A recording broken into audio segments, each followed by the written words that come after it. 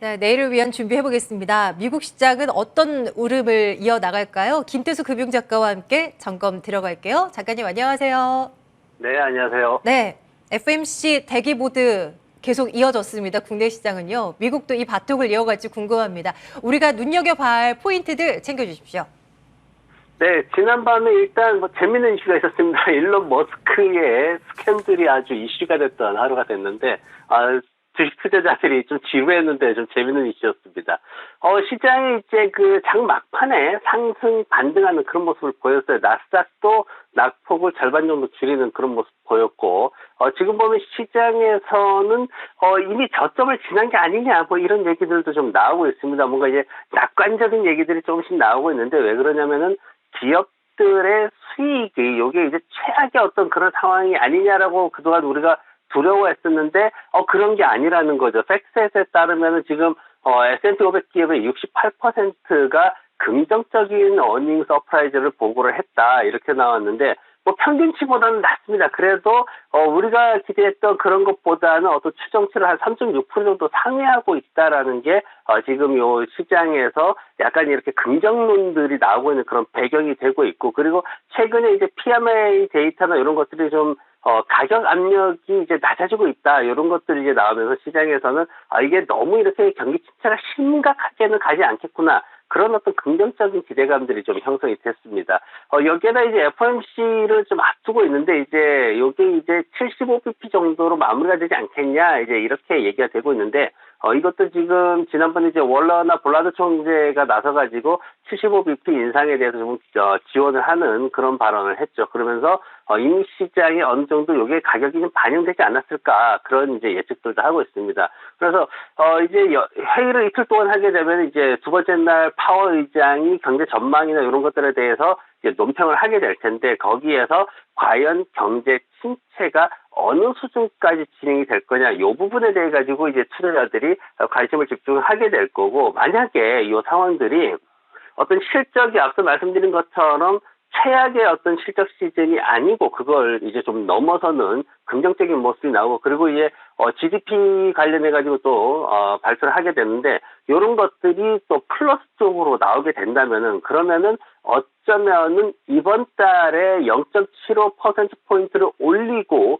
9월 달에는 0.5%포인트 올리면서 금리 인상하는 속도도 이번에 올리는 게 가장 높은 수준이 아니냐, 가장 큰 어떤 스텝이 아니겠냐, 이렇게 긍정적인 좀 시장의 흐름이 생기고 있는 그런 모습입니다. 그러면서 전반적으로 투자자들도 조금 어떤 두려움이 좀 완화되는 그런 모습을 보이고 있고요. 하지만 어쨌거나 이런 것들도 지금 아직까지는 그래도 1%포인트를 올릴 수도 있다라는 불안감이 남아있기 때문에 그런 것들을 좀 잘 지켜봐야 되는, 확신할 수 없는 그런 상황들이 진행이 되고 있습니다.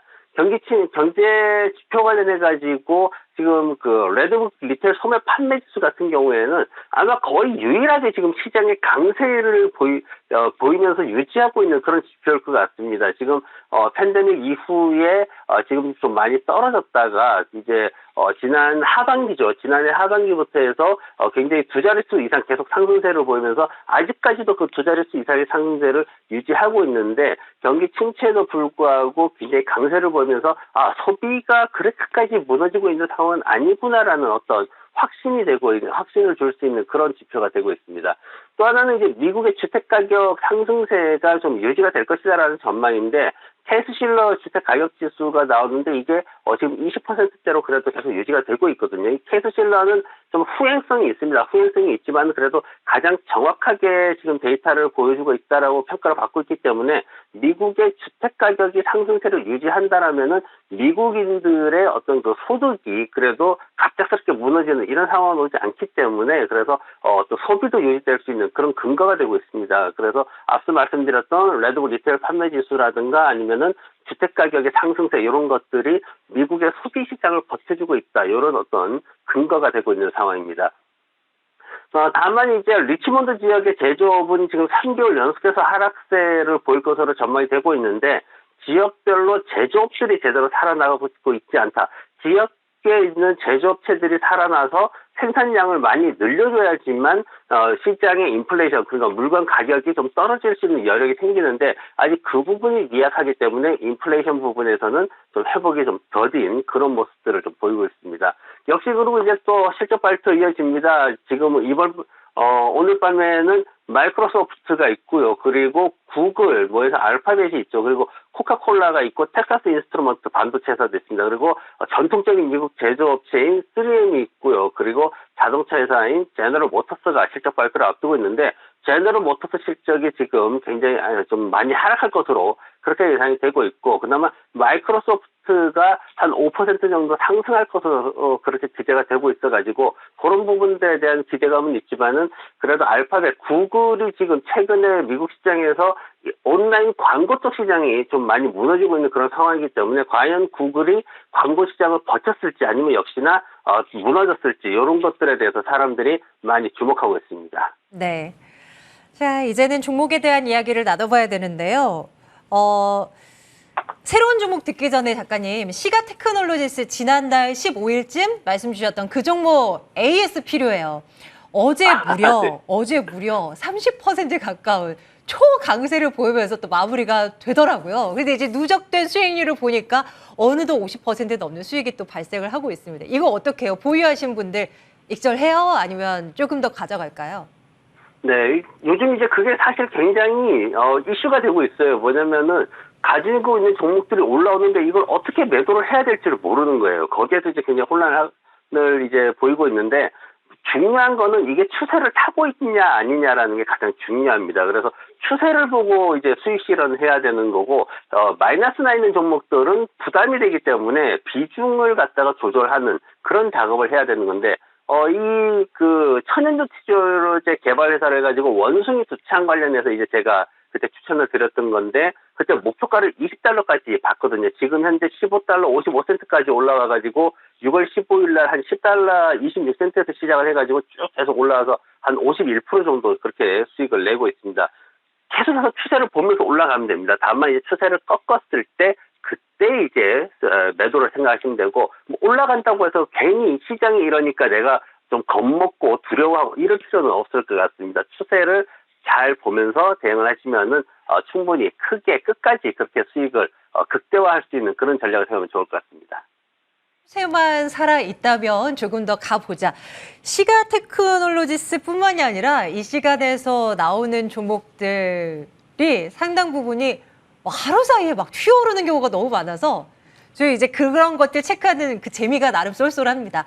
오늘은 어떤 유방주를 가지고 오셨을지 궁금한데요. 살펴주십시오. 네, 오늘은 우리 모두가 궁금해하는 회사일 수 있습니다. 바로 니콜라입니다. 이 니콜라가 수소 트럭을 만드는 회사인데 이 수소 관련돼서는 한국이 굉장히 앞서 있는 그런 국가입니다. 그래서 이제 한국 투자자분들도 수소 관련 자동차, 트럭 이런 쪽에 이제 관심이 많은데 미국에서 수소 관련 회사들이 다른 회사들도 있어요. 근데 미국 정부에서 전기차를 테슬라를 이제 정부에서 밀어줬듯이 수소 관련된 자동차를 어디를 밀고 있냐를 보면 바로 니콜라입니다. 많은 이슈들이 있었어요. 지금 현재 그 창립자 같은 경우에는 온갖 소송에 지금 얽매여가지고 지금 어쩌면 구속이 될 수도 있는 그런 상황이고 굉장히 안 좋은 일들이 있습니다만은 그 부분을 과감하게 쳐내버렸죠. 그러면서 투자금들이 계속 들어오고 그리고 기술 개발을 계속하고 있는 그런 상황이고 주행거리가 350마일까지 가는 굉장히 좋은 기술을 가지고 있는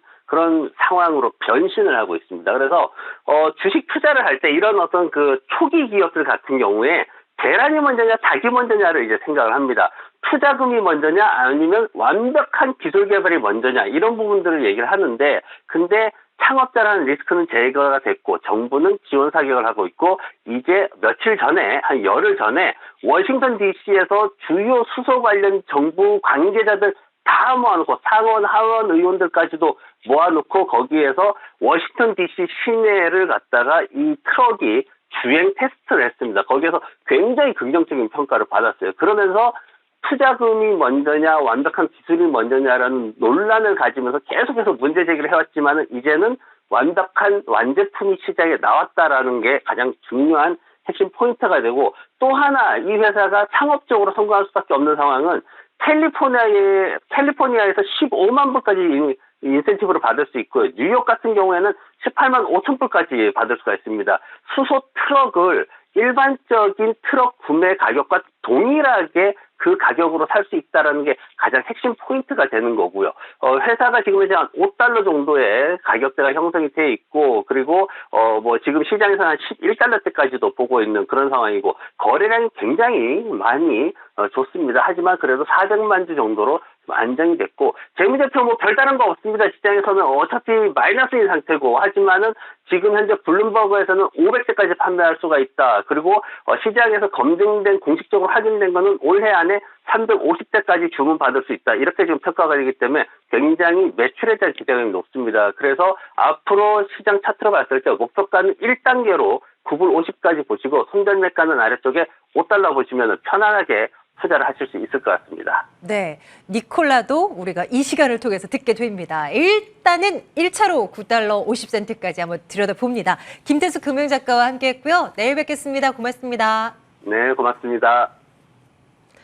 네, 마감 스트레이트와 함께하셨습니다. 이제 내일 새벽에 이번 주에 격동의 한 주 첫 관문입니다. 마이크로소프트와 알파벳 실적 발표 한번 챙겨봐야 되겠습니다. 그리고 저희 또 함께 만나요. 마감은 MTN과 함께해 주십시오. 고맙습니다.